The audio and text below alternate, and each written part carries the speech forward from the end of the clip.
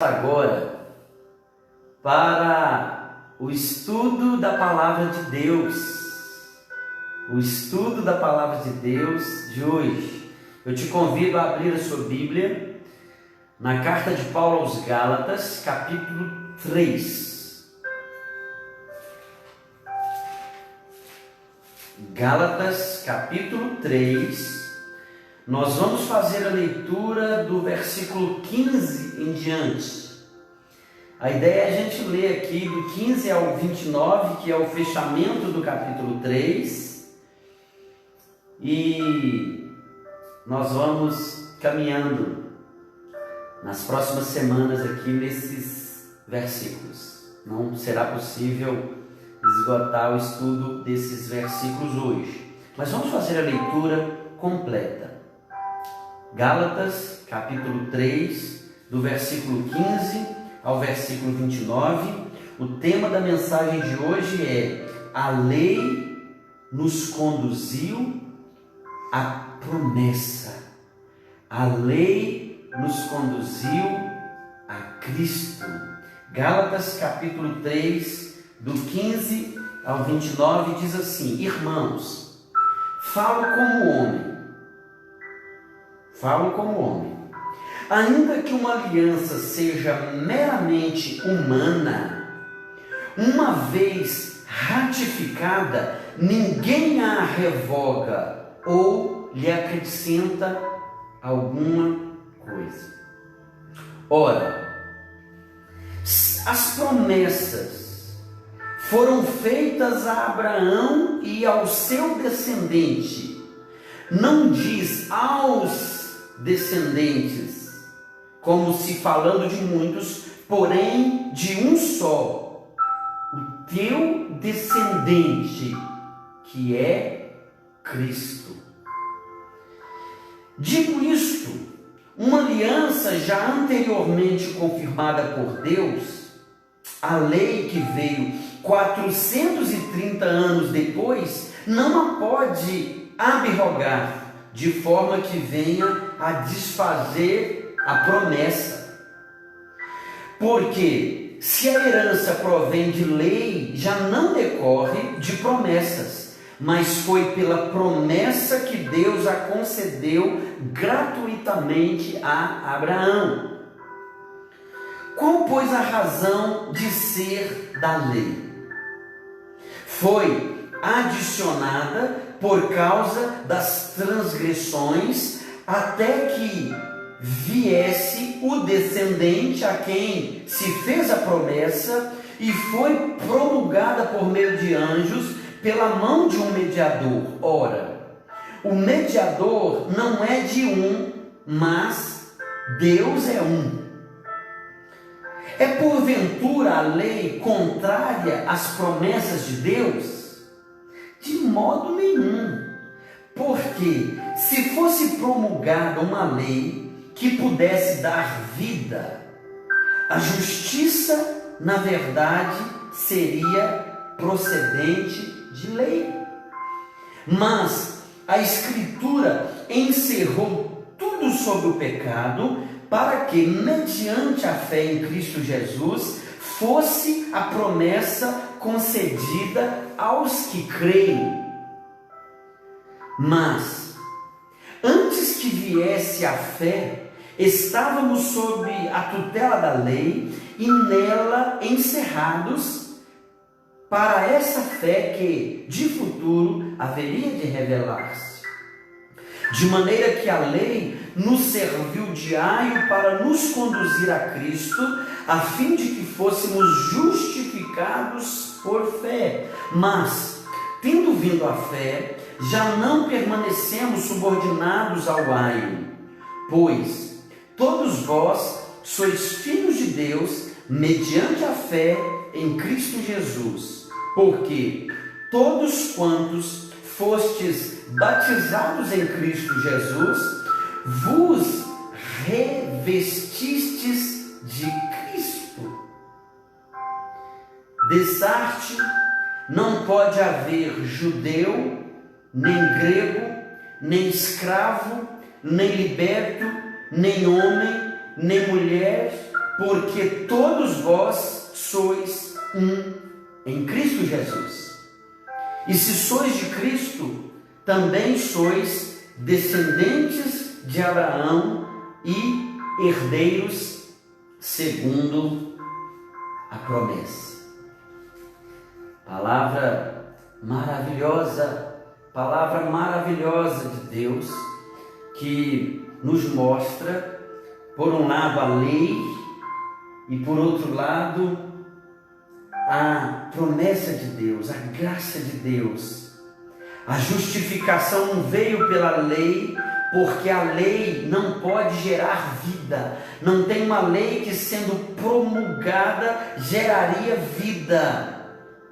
Se fosse promulgada uma lei que pudesse dar vida, a justiça, na verdade, procederia da lei. Mas todos os homens foram encerrados debaixo do pecado. Todos pecaram e carecem da glória de Deus. Destituídos estão da glória de Deus. Então, o título do estudo de hoje: a lei nos levou à promessa, nos conduziu à promessa. A lei nos conduziu a Cristo. É interessante que a palavra promessa, ela equivale na língua grega à palavra evangelho. A palavra promessa, que aparece aqui algumas vezes em Gálatas 3, é a palavra epagelia. A palavra evangelho, do grego evangelion. O sentido, a raiz, a fonte dessas palavras são a mesma. A tradução ou o significado da palavra promessa é proclamação, anúncio. O significado da palavra evangelho no grego é boas novas ou recompensa por boas notícias. O apóstolo Paulo aqui está fazendo exatamente essa comparação para tirar da mente, do coração daqueles irmãos o enfoque na lei, o apego à lei e aquilo que nós podemos fazer em prol de nossa salvação, em prol de nossa justificação, porque se é pelo que fazemos ou deixamos de fazer, logo não é pela fé somente. O apóstolo Paulo, ele está mostrando o caminho do verdadeiro evangelho. Ele está combatendo os falsos mestres que perturbavam a igreja com os seus ensinos de engano, com as mentiras, com o peso dos atos da lei, das regras e do acrescentar à fé elementos do judaísmo. Se a verdade liberta, o engano e a mentira escravizam. Se a verdade liberta, a mentira, ela escraviza. Essa carta, como nós temos aprendido, ela é conhecida como a carta da liberdade cristã. A carta que trata sobre a nossa liberdade em Cristo, sobre a nossa libertação da lei, da morte, das sombras que eram do Antigo Testamento, porque tudo foi encerrado em Cristo. Não há grego, não há judeu, não há escravo, não há livre, não há homem, não há mulher, todos estão em Cristo. Cristo é quem vive, Cristo é quem tem a prerrogativa, porque Ele representa a graça, o Evangelho, Ele é a aliança, Ele é a nova aliança de Deus com o homem. Paulo então argumenta de uma maneira muito profunda sobre essa grande doutrina do cristianismo. A justificação é pela fé somente. A justificação é pela fé somente. Ninguém é justificado ou será justificado pelos seus próprios atos e pelas suas próprias obras. Os falsos mestres que entraram de forma sutil, sorrateiramente nas igrejas da Galácia, eles não aceitavam que a justificação era somente pela fé. Eles então exigiam os rituais da lei, a circuncisão e outros elementos que pudessem então justificar o homem diante de Deus, aprová-lo diante de Deus para a salvação. Eles então insistiam em que o homem precisava contribuir com a sua salvação. Ora, se é pela graça, qual é a nossa contribuição? Qual é a nossa parcela? O que coube a nós fazermos? Se entrar alguma resposta aí de algo que nos foi exigido a fazer, a graça foi anulada. Porque aquele que faz por merecer, aquele que trabalha, ele tem o resultado do seu trabalho, o seu salário. E assim, não será pela graça, vai ser por resultado do trabalho de cada um. Mas o salário do pecado é a morte. Todos pecaram. Todos estávamos encerrados debaixo do pecado, diz Paulo aqui. Logo todos morremos, ou todos estávamos condenados. Todos nós estávamos condenados. Esses homens, eles então procuravam acrescentar as obras da lei ao exercício da fé, como se necessitasse de outro fundamento ou de um acréscimo à fé para que o homem fosse então aceito por Deus, aceito diante de Deus.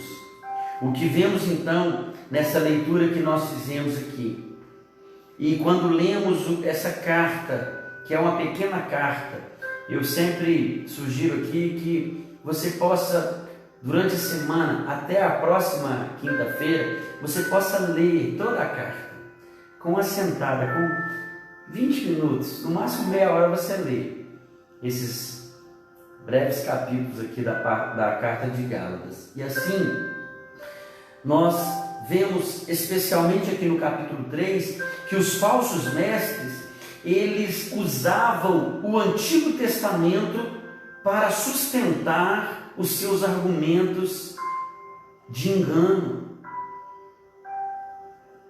Mas será que alguém pode usar a própria Bíblia para ensinar mentiras e para enganar? Sim, é claro que sim. As pessoas podem, com a mesma Bíblia, que é a palavra de Deus, desvirtuar o ensino, o conteúdo, por não conhecerem a unidade das Escrituras, por não conhecerem o tema central das Escrituras, por não conhecerem o todo das Escrituras. A palavra de Deus é o livro de Deus, não é uma mistura de ideias avulsas e soltas. Há uma unidade que liga o Gênesis ao Apocalipse. Há um plano de Deus de se revelar de forma progressiva. E a Bíblia, a palavra de Deus, ela é a revelação de Deus. E nós precisamos cuidar para que aqueles que se aproximam de nós com a Bíblia nas mãos, precisamos tomar cuidado, porque não basta ter a Bíblia na mão, é necessário ter o Espírito Santo de Deus, para que toda a verdade de Deus, toda a verdade de Deus, não uma parte que mais me agrada, seja ensinada e seja recebida.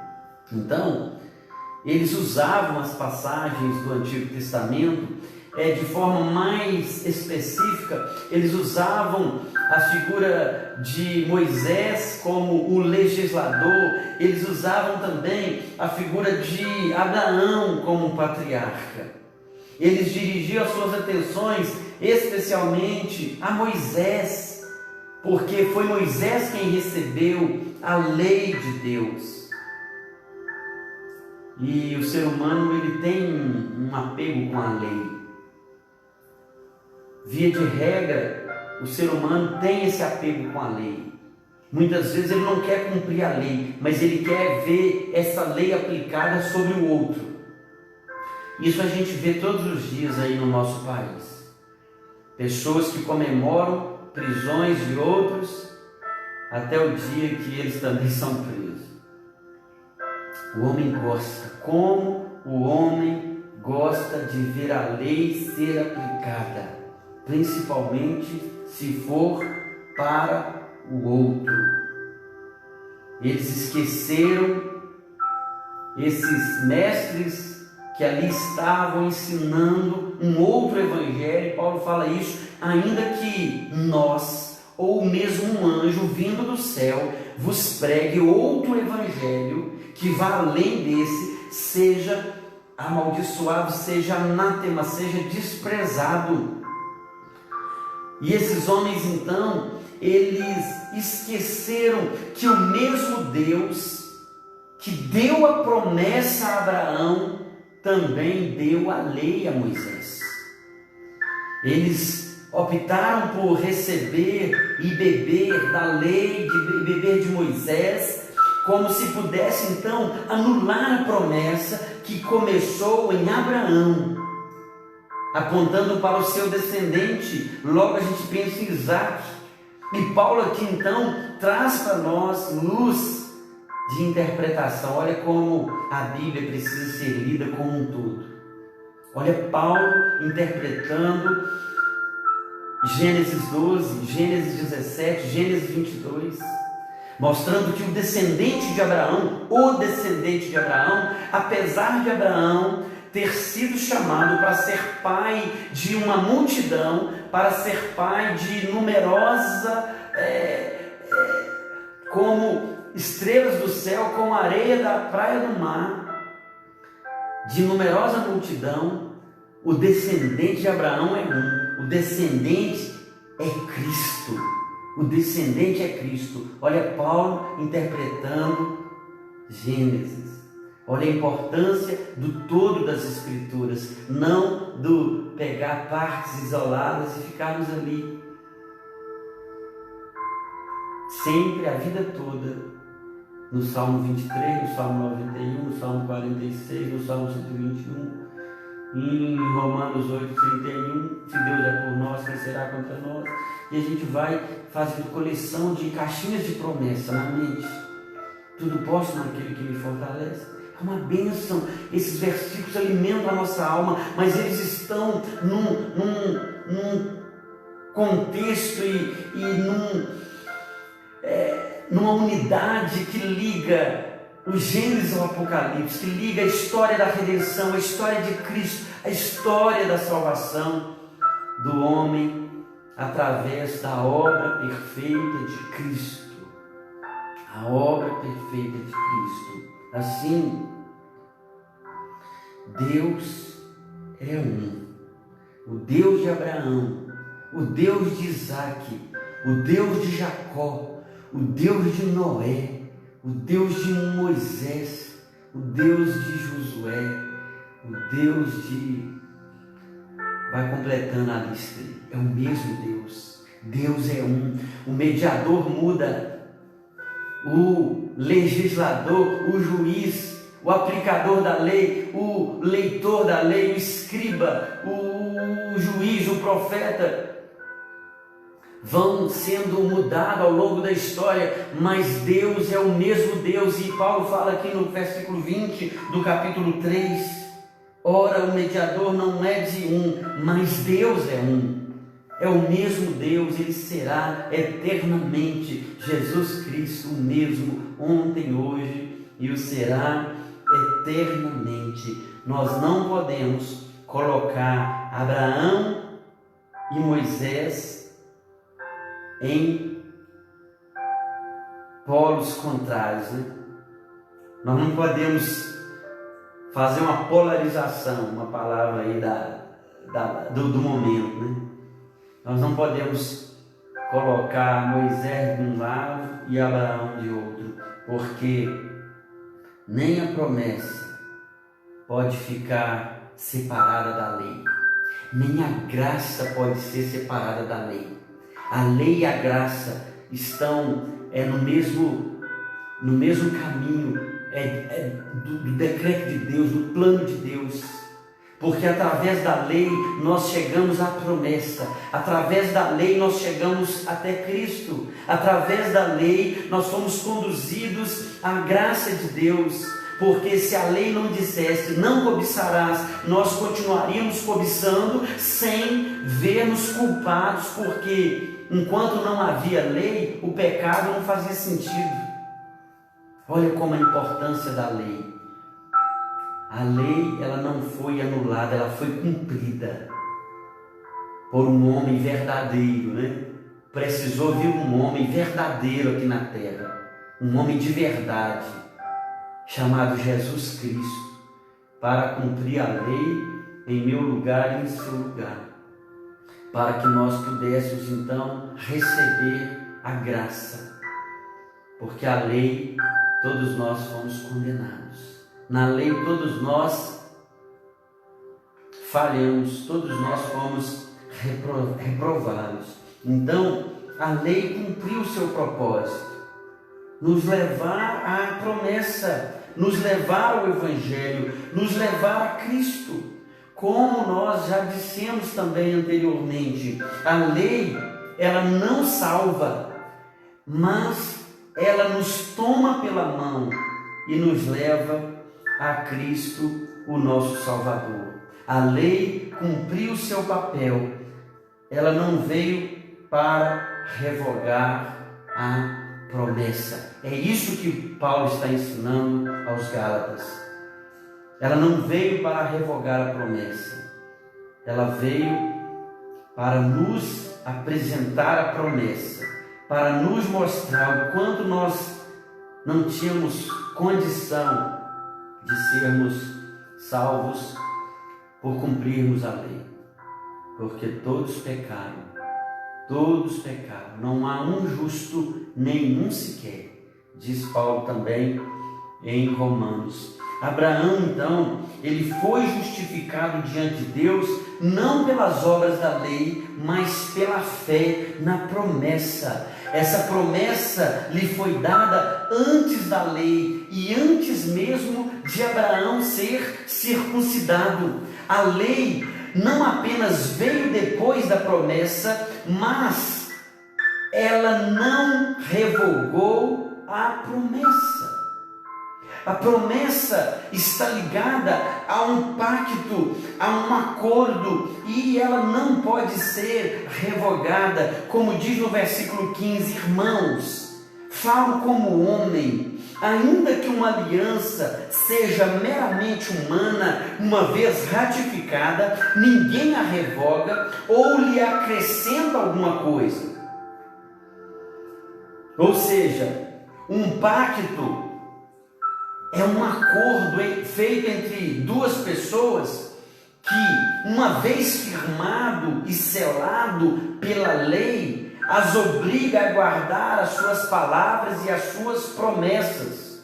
O que Paulo está dizendo é que, mesmo entre os homens, uma aliança firmada precisa ser honrada. Um pacto ratificado não pode ser alterado.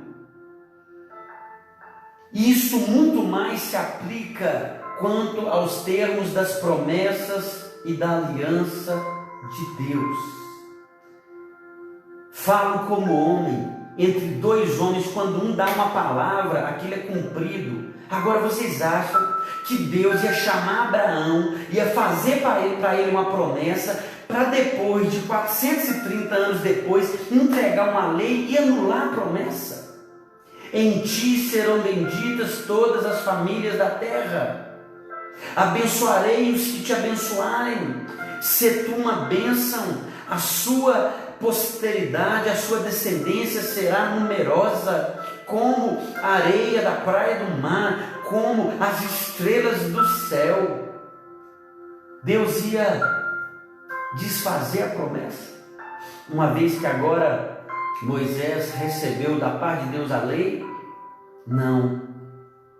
Calvino diz: se os contratos humanos são tidos como obrigatórios, quanto mais obrigatória é a aliança que Deus estabeleceu.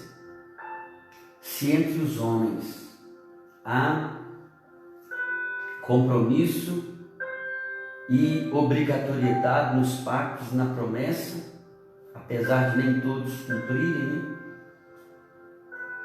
muito mais com respeito a Deus. Quando duas partes concluem um acordo, este não pode ser mudado por terceiros, mesmo depois de vários anos. As únicas pessoas que podem alterar o acordo são aquelas que o firmaram. Acrescentar ou remover qualquer coisa seria ilegal. Se essa regra vale para acordos feitos entre pecadores, é o que Paulo está dizendo, ainda mais, então, se aplica quanto a um Deus que é santo. Deus não revogou a sua promessa. Deus não substituiu Abraão por Moisés. Deus não desfez ou desfalou o que ele falou e prometeu para Abraão. Tudo estava se cumprindo dentro da revelação progressiva, maneira como Deus usou para administrar a graça ao longo da história. A lei nos levou à promessa, a lei nos levou a Cristo. Assim, se o testamento de um homem pecador, não pode ser alterado nem modificado, muito menos as promessas de Deus, que são imutáveis, de um Deus que é um Deus imutável. Assim diz Paulo: falo como homem. Esse é o primeiro ponto para a gente pensar aqui no estudo de hoje. Agora vamos ver o versículo 16. Diz assim: ora, as promessas foram feitas a Abraão e ao seu descendente, singular. Não diz aos descendentes como se falando de muitos, porém como de um só, e ao teu descendente, que é Cristo. Nós vemos aqui então, Deus fez um pacto com Abraão e o seu descendente. E Paulo então nos esclarece, ele lança luz nesse entendimento, dizendo que o descendente de Abraão é Cristo.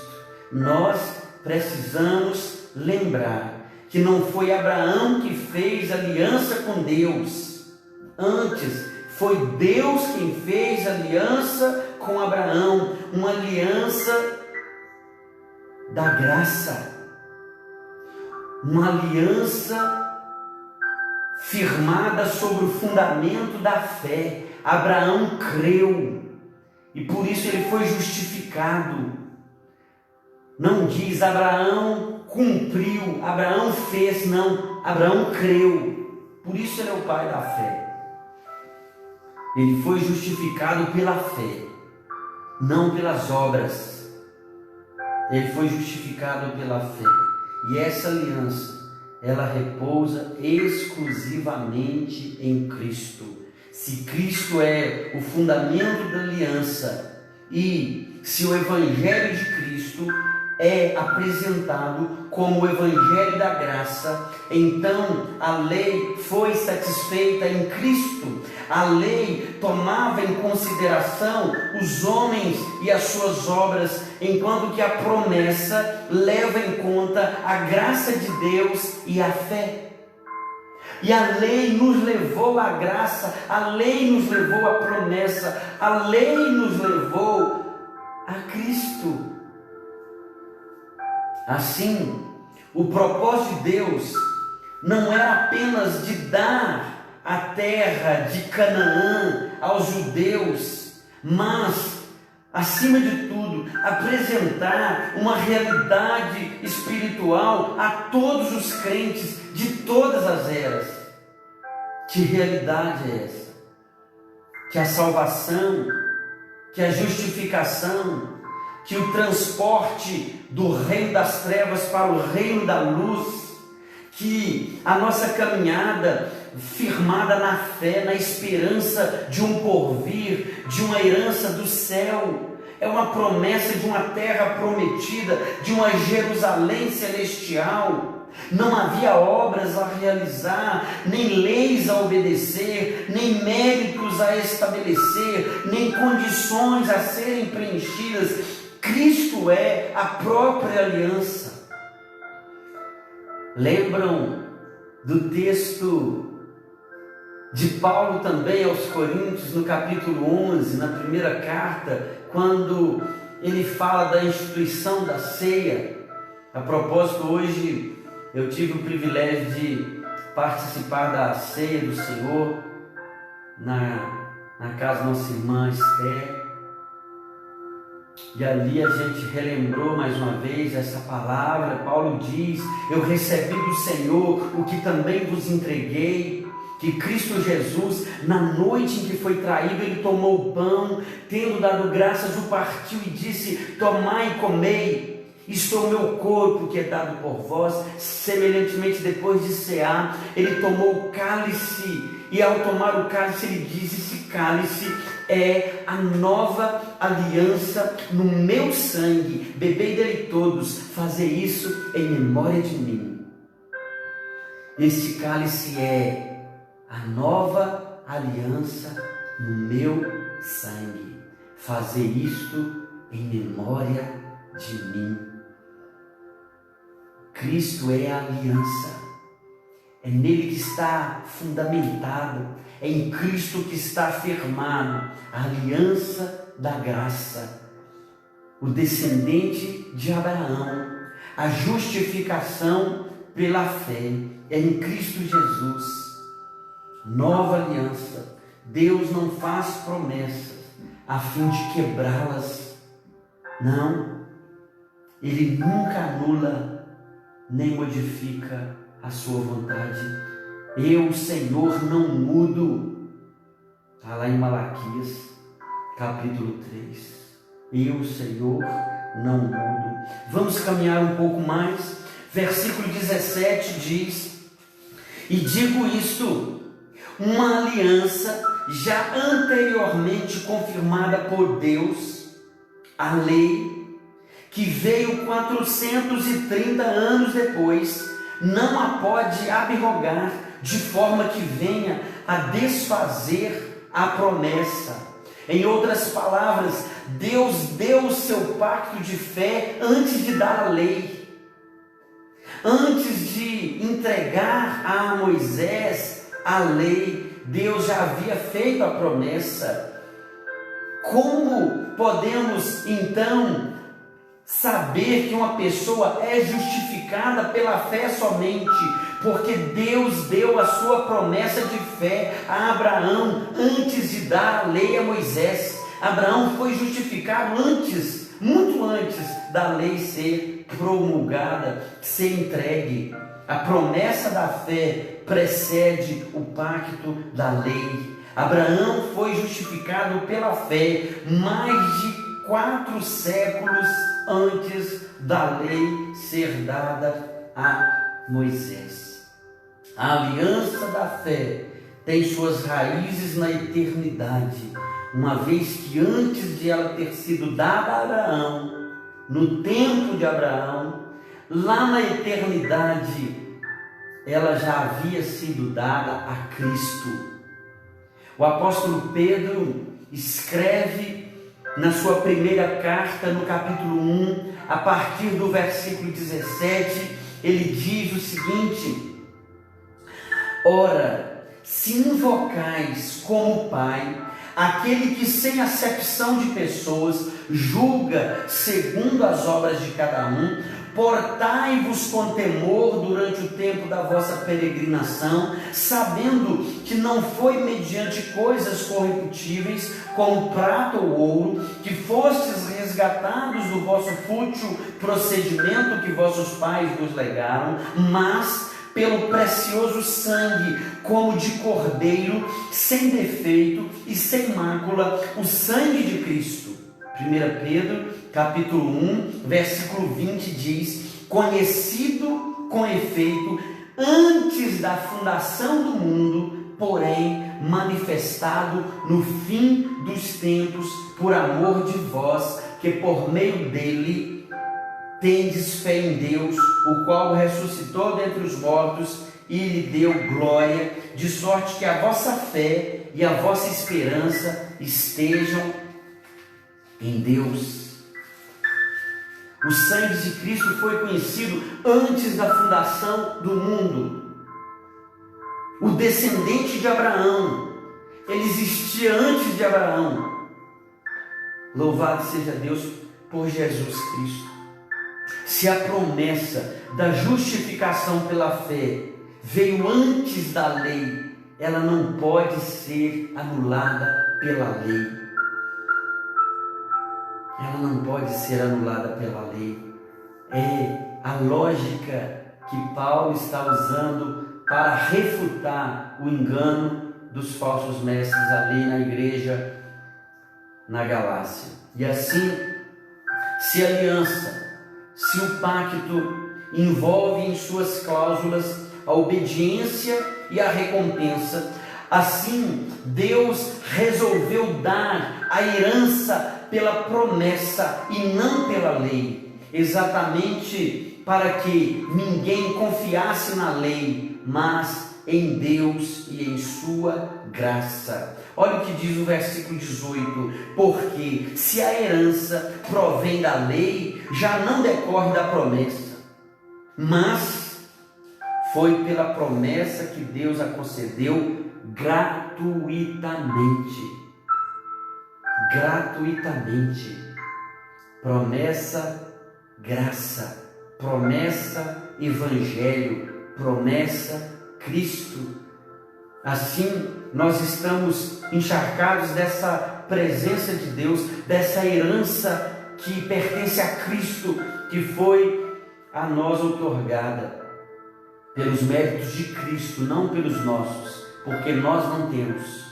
Pela justiça de Cristo, não pelas nossas, porque nós não temos justiça. Mas nós estamos sustentados pela justiça de Cristo.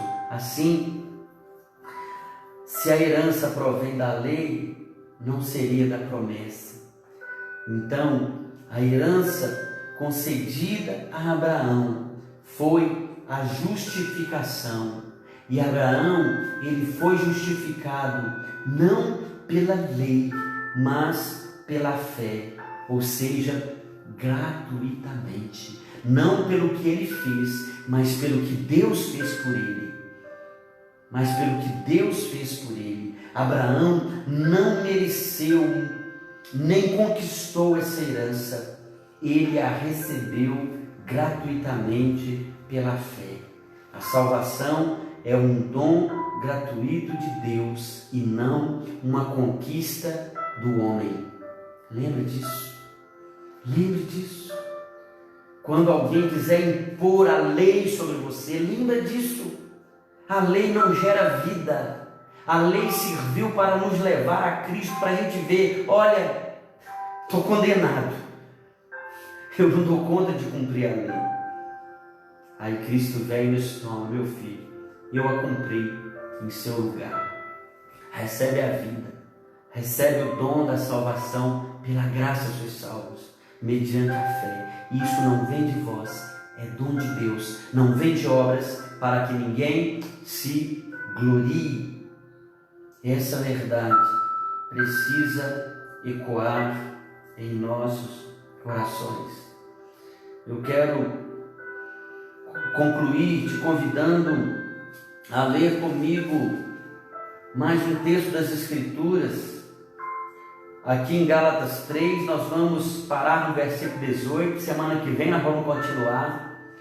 Mas eu queria que você lesse comigo Romanos capítulo 4, que é um resumão, uma síntese aqui do que eu falei nesse estudo de hoje.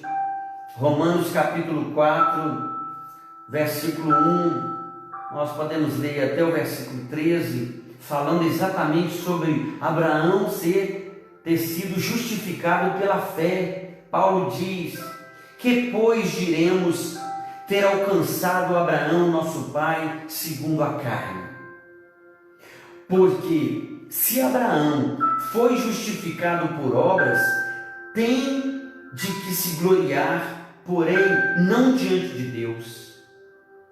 Porque a Escritura diz: Abraão creu em Deus e isso lhe foi imputado para a justiça. Ora, ao que trabalha, o salário não é considerado como favor, mas como dívida.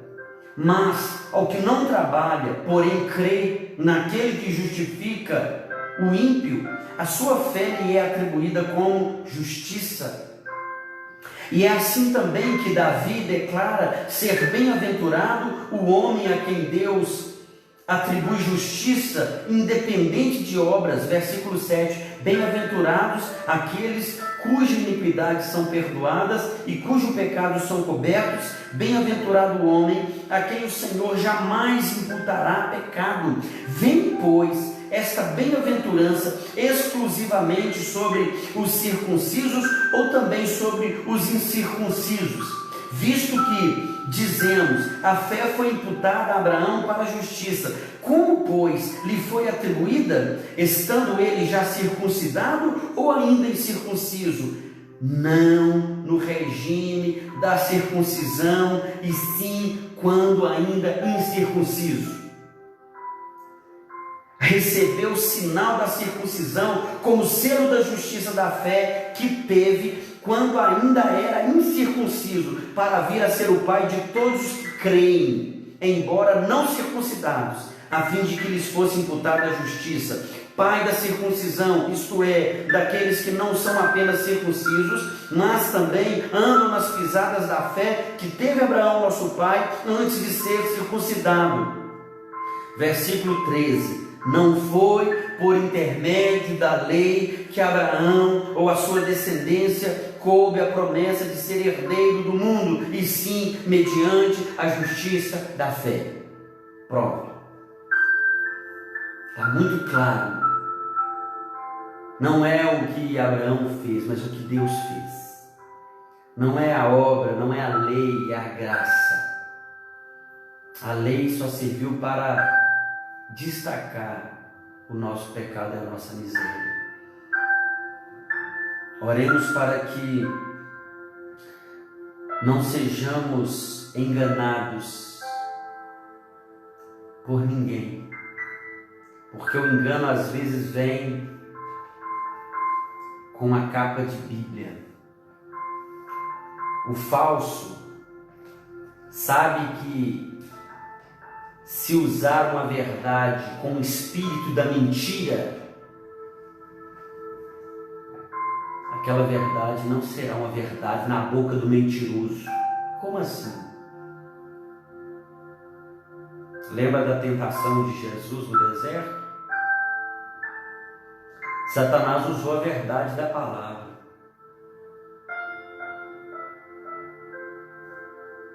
Mas aquela verdade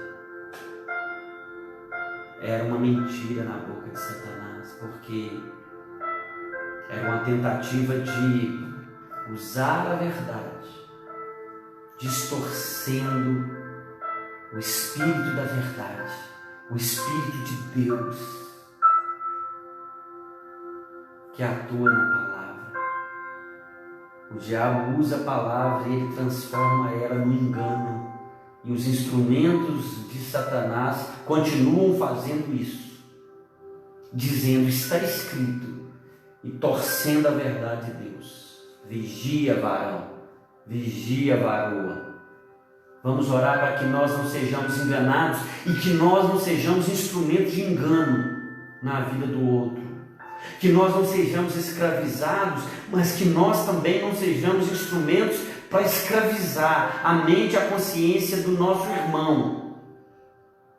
Porque, como nós vimos aqui, e na semana que vem nós vamos reforçar esse ensino, não pode haver judeu, nem grego, nem escravo, nem liberto, nem homem, nem mulher, porque todos vós sois um em Cristo Jesus.